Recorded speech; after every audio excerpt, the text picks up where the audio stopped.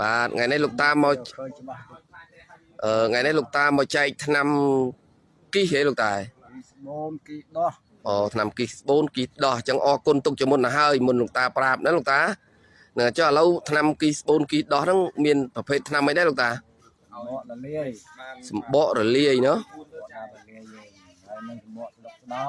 ហើយនឹងមកថ្នាំចិន3មុខឯងកាត់ចាំទៅដាក់ស្ងោទៅនិយាយគ្នាអូតែ3មុខទេ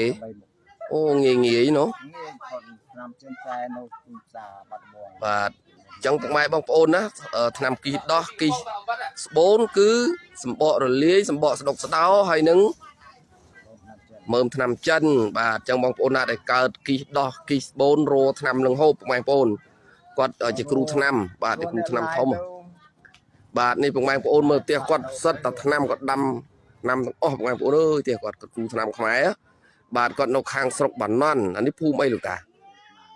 ភូមិបឹងខ្នាបាទភូមិបឹងខ្នាឃុំជាទៀលស្រុកបាណន់អញ្ចឹងឯងលោកតា